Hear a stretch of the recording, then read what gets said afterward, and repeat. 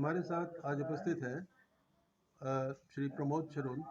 प्रमोद शरोन यहाँ के एक बहुत पुराने और पॉपुलर ट्रांसपोर्टर होने के साथ साथ एक संघर्षरत ट्रांसपोर्ट एसोसिएशन के सक्रिय अध्यक्ष हैं और ये कुछ और ट्रांसपोर्ट की संस्थाओं से भी जुड़े हुए हैं।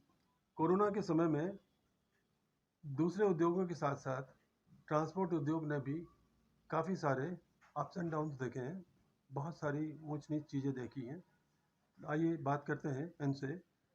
इस साल के अंत में ट्रांसपोर्ट उद्योग में इन्होंने क्या खोया, क्या पाया। प्रमोद साहब नमस्कार। जी नमस्ते। मुझे आप ये बताइए कि लगभग कितने अरसे से आप इस उद्योग से जुड़े हुए हैं? मैं लगभग इस अरसे से 35 साल से जुड़ा हूँ। 35 साल से। जी। तो आपने बहुत सारी चीज़ें देखी होंगी, इसमें डाउनफॉल भी देखा होगा, इसमें राइजिंग भी देखी होगी। तो पिछले 2 साल में जो कोरोना के समय में जो चीज़ें हुई, बहुत तेज़ी से चीज़ें बदली, उसमें आपने क्या देखा, क्या पाया? मैं आपको बता दूं, सबसे पहले हमारा एक बहुत बड़ा ऑल इंडिया लेवल का संगठन है, भाईचारा ऑल इंडिया ट्रक वेलफेयर जी जी ओनर वेलफेयर एसोसिएशन। मैं जी उसका वाइस प्रेसिडेंट हूँ। जी उसके बाद संयुक्त ट्रांसपोर्ट मोर्चा, जी जो हिंदुस्तान की बड़ी बड़ी यूनियनें और संगठनों मिलकर 13 मार्च 2021 को बॉर्डर पे संयुक्त ट्रांसपोर्ट मोर्चे का गठन हुआ था। जी गठन हुआ था। जी। मैं उसमें जनरल सेक्रेटरी की हैसियत से काम करता हूँ। अच्छा। सबसे पहले मैं आपको बताना, आपका बहुत बहुत धन्यवाद, आप हमारे पास आए। नहीं तो कोई चैनल, कोई टीवी, कोई न्यूज़पेपर वाला ट्रांसपोर्ट की कोई बात ना लिखता है, ना छापता है, ना कहीं दिखाता है। जी मैं आपका बहुत बहुत दिल से आभार व्यक्त करना चाहता हूँ मुखर्जी साहब, और धन्यवाद देना चाहता हूँ। सबसे पहले 2020 का जो लॉकडाउन हुआ, उसको सर्वाइव करने में हमारा पूरा साल निकल गया।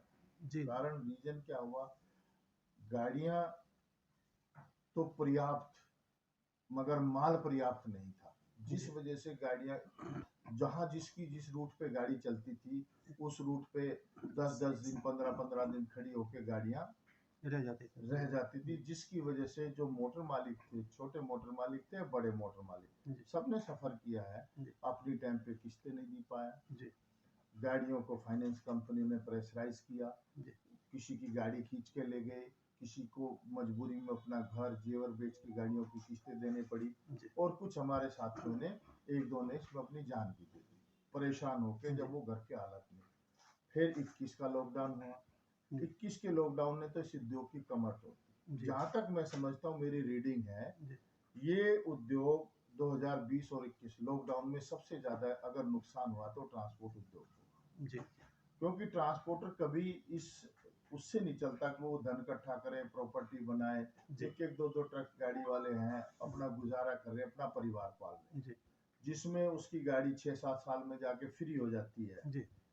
6-7 साल में जाके फ्री तब होती जब वो अपना पेट काट काट के उसको फ्री करता, पैसे जमा करता है। उसके बाद सरकार ने जो सबसे बड़ा डंडा, उसके लगभग बसों को छोड़ के, जो हिंदुस्तान में बसें रजिस्टर्ड है, उसको छोड़ के हमारे जो ट्रक रजिस्टर्ड है, 92 लाख से लेके, जिनकी ऑफिशियल फिगर्स है, मैं आपको बता दूंगा, वो लगभग 1 करोड़ के करीब है। अच्छा। हाँ, एक गाड़ी में 2 आदमी चलते हैं, ड्राइवर होता है, कंडक्टर, उन सबका परिवार होता है। तो ये तो अपने आप में बहुत बड़ा उद्योग है। वह इसको उद्योग का दर्जा भी नहीं मिला। ये एक किस्म से भारत की आर्थिक मजबूती की रीढ़ भी है, बहुत ही मदद करती है।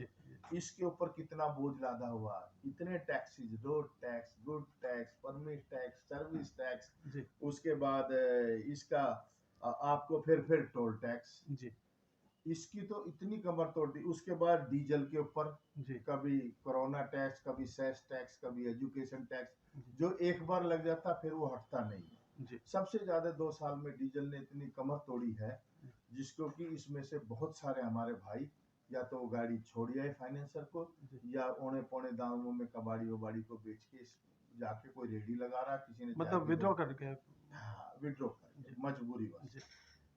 10 आदमी एक गाड़ी पे रोटी खाता है एक महीने, वो 10 के 10 की हालत आज ऐसी है, अब वो रोटी को मोहताज है। जी वो इस कैटेगरी के लोग हैं। आज देखे सरकार फ्री राशन बांट रही है, जी आप देखें, जी मगर उस फ्री सरकार को ये नहीं पता फ्री राशन कहाँ जा रहा जी है। जिन लोगों को मिल रहा, सरकार का कोई सर्वे नहीं है जी अकबर किसके पास है किसके नहीं है। जी जिनको फ्री बट रहा उनके घरों में 4-4 5-5 महीने का राशन रखा हुआ है। जी वही दाल चावल वहां से राशन की दुकान से लेके दोबारा से परचून की बेच दुकान पे देते हैं। पौने पौने भाव पे बेचा जा रहा जी है।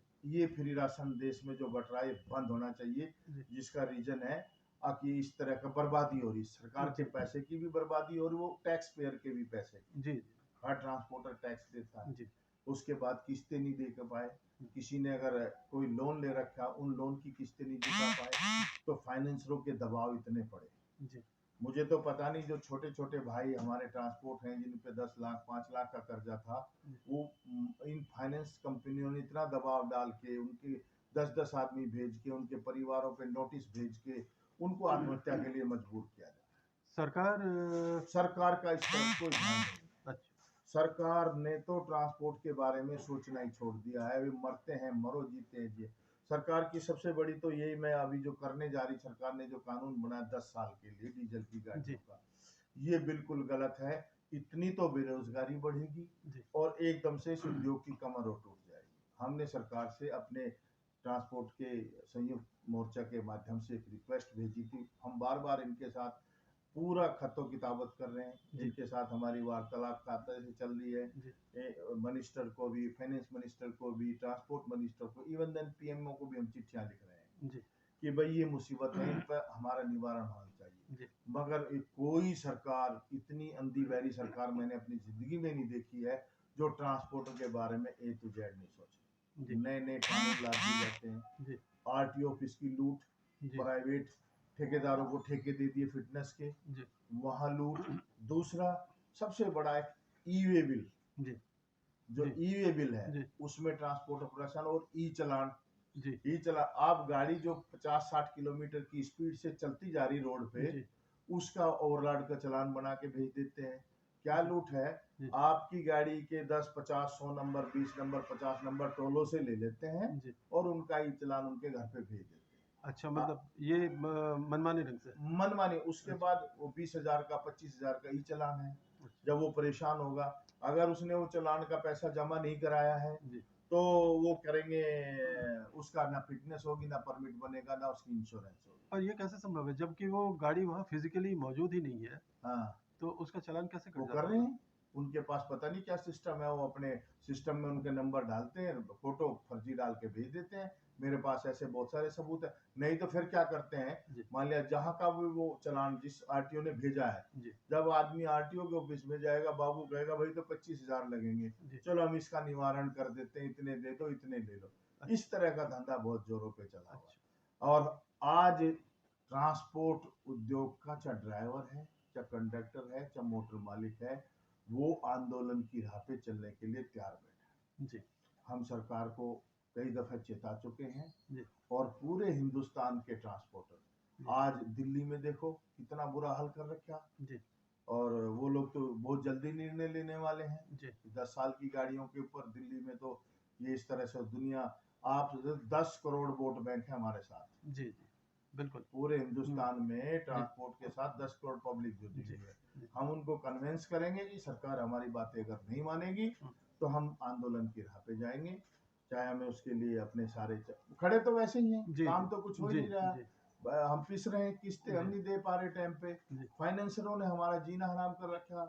हमारे रिश्तेदारों को फोन करते हैं और गुंडे भेजते हैं। अच्छा हाँ, वो गाड़ियां पकड़ लेते हैं रास्ते में। अच्छा और सरकार कहती है कि हमने इनको छूट दे रखी है, दे रखी, कोई छूट नहीं दे रखी है। मतलब बकायदा शोषण होता है फाइनेंसरों के जरिए आपका बहुत ही ज्यादा शोषण होता है। जी जिस तरह से किसान आत्महत्या करने के लिए मजबूर होते हैं, आने वाले में ट्रांसपोर्टर भी इसी तरह से मजबूर हो जाएगा। तो क्या किसानों को जैसी रिलीफ दी गई थी जैसे उनके कर्जे माफ किए गए थे क्या आप सरकार से ऐसी अपेक्षा करते हैं कि आपके कर्जे जो हैं वो भी माफ हों हम नहीं, हम ये बिल्कुल नहीं अपेक्षा करते कि हमारे कर्जे माफ हों। जी हमें उसमें समय दिया जाए, ब्याज में छूट दी जाए, जी हमारे को गुंडे ना भेजे जाए, जी हमारी गाड़ियों को ना पकड़ा जाए, ताकि मानसिक शांति बनी रहे और आप मानसिक शांति बने। अब जब गाड़ियां चलेगी, हम किस्तें भी देंगे, हमने जो लोन लिए वे भी हम देंगे। जी कोई ऐसा व्यक्ति नहीं है, कोई ऐसा व्यापारी नहीं जो पैसा पर जिस तरह से अंधाधुंध ओवर ड्यू चार्ज, ये चार्ज वो लगा के जी जी और बदतमीजी करी जाती है, जी उससे पीछा छूटना चाहिए।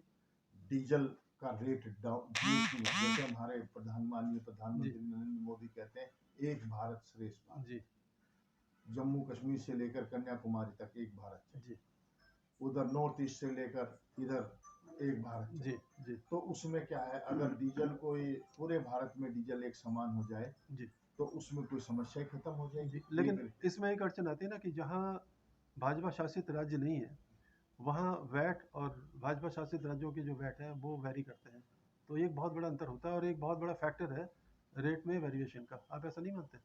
नहीं, कोई वेरिफिकेशन नहीं। इन्होंने जीएसटी के तरह बाकी चीजें भी तो कंट्रोल करी है। जी जीएसटी को लगा के इन्होंने प्रोडक्ट भी तो कंट्रोल किए हैं। जी जी भाई ये से सोचते हैं कि भाई स्टेट गवर्नमेंट को इनसे तुरंत पैसा मिल जाता है जी डीजल से, जी सरकारों को। जी मगर ये सरकार उस बात का निर्णय ले सकती है कि भाई तुम्हें जो जीएसटी के थ्रू जो फंड तुम्हें अलॉट हुआ उनको, स्टेट गवर्नमेंट को तो केंद्र सरकार ही पैसा देती है जी उसके विकास जी कार्यों के जी लिए, जी और वो जीएसटी के थ्रू जाता है। बिल्कुल तो ये सब एक टेबल पे हो जाएगा, जी एक जगह हो जाएगा, पूरे भारत में एक समान दर होगी।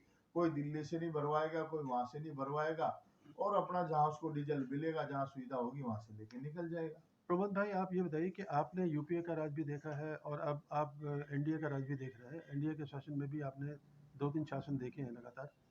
मुझे आप ये बताइए कि उस समय जो वैट लगता था उसमें और अब के जीएसटी में क्या बेसिक अंतर पाते हैं आप? वो ज़्यादा ठीक था या ये ज़्यादा ठीक है? नहीं, अगर इसको सही तरीके से, इसमें कुछ खामियां हैं, सरकार अगर उनको ठीक करके चले, जी ये ज्यादा बेटर है। जी क्योंकि सारा टैक्सेस एक हाँ, यूनिफॉर्मल तरीके से होता है। यूनिफॉर्म तरीके से हो जी जाता है, जी और उसमें किसी को परेशानी नहीं होती। जी वैट में तो बड़े झंझट थे, जी केंद्र का, यूपी जी का, जी स्टेट का, जी जी ये सब था। जी मगर जीएसटी को अगर इन्होंने इसको टायरों, इसको जैसे अपने बाकी सारी चीज ले ली, डीजल को भी जीएसटी के दायरे में ले ली, जी उससे ट्रांसपोर्टर बचेगा। जी दूसरी मैं आपको बताता हूँ, एक एग्जांपल आपको देता जी हूँ, उदाहरण। जी अभी जो BS6 गाड़ियां आई हैं, जी उनके अंदर इतनी खामियां हैं, हम्म, अब वो लाइन पे, रोड पे नहीं चल रही। अच्छा इनकी जो वर्कशॉप है टाटा की है, टाटा डीएल की है, जी इनकी वर्कशॉप में वो इंजीनियर ही नहीं है।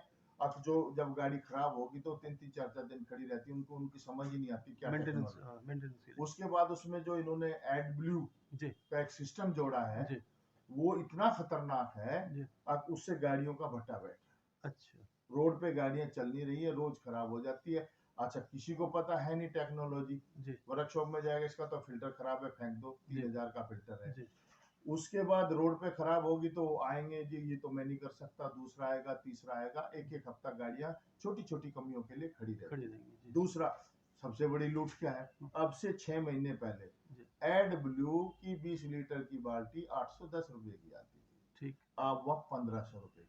अच्छा 6 महीने में दाम बढ़ गया। अच्छा अब से साल भर पहले हमारी गाड़ी यहाँ से मद्रास जाती थी, टोल धर्मवीर 8,000 लगते थे, 11,000 रुपए लगते, 3,000 टोल बिना बताए चुपचाप सरकार ने बढ़ा बढ़ा दिया। दिया उसके बाद गुंडागर्दी, जब हमारी गाड़ी पे फास्टैग लगा हुआ है, जी सपोज करो उसमें पैसे नहीं है, जी उसको टोल पे रोक लिया गया, तो जी उसको वहां से जाने नहीं देंगे। अच्छा उसके बाद उससे 2 गुना वसूला जाएगा। जी अगर ड्राइवर पे पैसे नहीं है तो डंडों से मार पिटाई करी जाएगी, हर टोल पे गुंडे अच्छा बैठे। हाँ जी, हम आपको ऐसी वीडियो क्लिप भी देंगे जो गुंडे मार रहे हैं ड्राइवर। अच्छा हाँ, ये मतलब ये गुंडागर्दी के टोल है, ये और कुछ नहीं है। गडकरी जी का ये कहना है कि साहब ये फास्टैग के आने से सभी को रिलीफ मिलेगा इंक्लूडिंग ट्रांसपोर्टर्स। तो आप ऐसा प्रैक्टिकली नहीं पाते हैं क्या? नहीं, कुछ नहीं पाते, जाम लगता है अननेसेसरी से। इनके वो होते क्या बोलते हैं, जाम की वजह से डीजल बहुत फूकता है।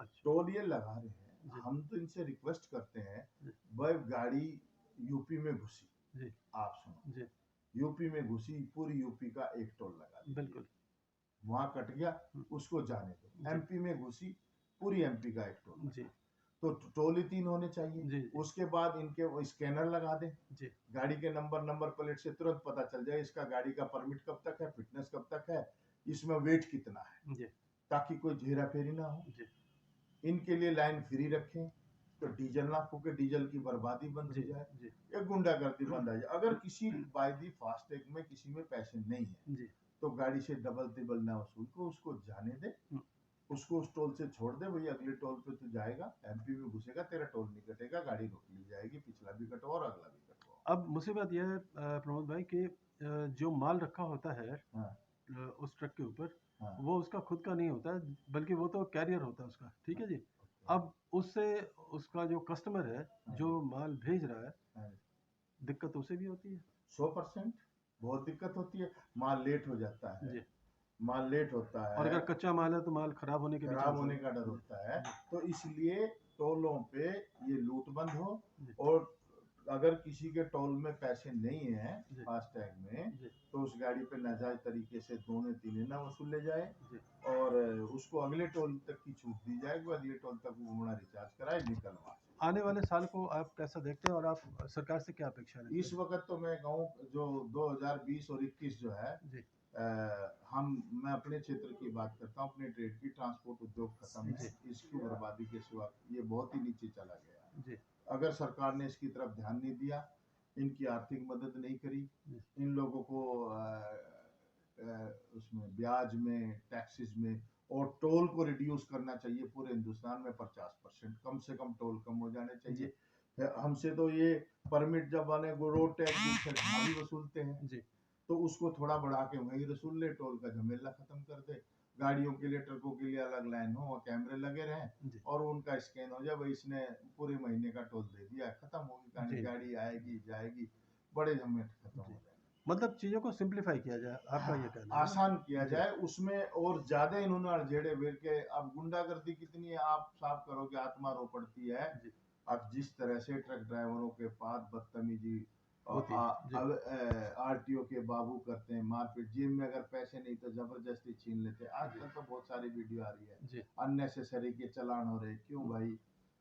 ये माल तो जाना ही है, जी आना ही है, जी सारे सिस्टम है। जी उसके बाद फिर उससे की तो 50,000 का चलान, 25,000 का चलान है। जी तो ये सब चीज बंद होनी चाहिए। ये जो लूट, आरटीओ ऑफिस की लूट पूरे हिंदुस्तान में है, वो बंद ये होनी बंद होनी चाहिए। और टोल 50% कम से कम इस वक्त रिलीफ ये दें। जी डीजल को जीएसटी में ले, जी थर्ड पार्टी इंश्योरेंस को कम करें, जी एकदम इतनी बढ़ा दी। जी ठीक है जी। जी।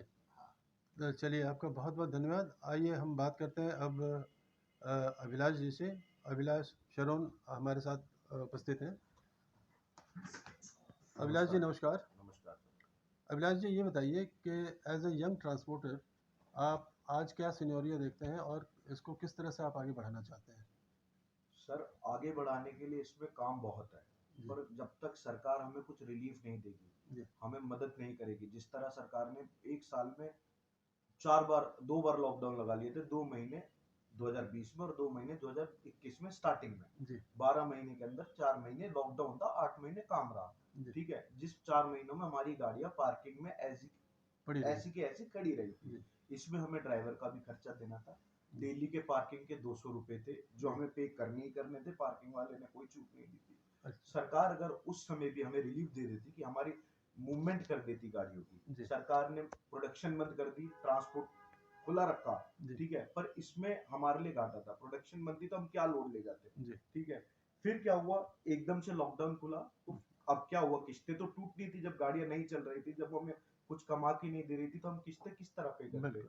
और जैसे मैं एक सिंगल मोटर मालिक हूँ, मेरी एक गाड़ी है, जी वो दिल्ली से बॉम्बे चल रही है, हाँ, ठीक है। खर्चे गाड़ी के सेम है, जी जो आज से 2 साल भर पहले थे वो आज भी है, 4 महीने लॉकडाउन के बाद। जी तो किस्तें नहीं दे पाई हम्म, गई। इन एकदम से प्रेशराइज फाइनेंस का प्रेशराइज होना, जी गाड़ियों को रास्ते में रोकना, ठीक है, उनसे फीस वसूल करना, हम्म, उन ड्राइवरों को धमका गरा के एरे गहरे टाइम पैसे मांगना, हम्म, ये चीज बड़ी मुसीबत दी गई है। हम्म, सरकार अगर इस चीज में हमें थोड़ी सी राहत दे दे, हम्म, मैं ये नहीं कह रहा कि बहुत बड़ी राहत दे दे, कि थोड़ी सी दे दे, कि फाइनेंसरों को एकदम पकड़ने पे ना जाए। हमें पता है हमारी किस्तें टूट रही है, हमें पे करनी है, गाड़ी जी पे करेगी। बिल्कुल। गाड़ी जब तक पे नहीं करेगी जब तक चलेगी जी नहीं, बिल्कुल। ठीक है।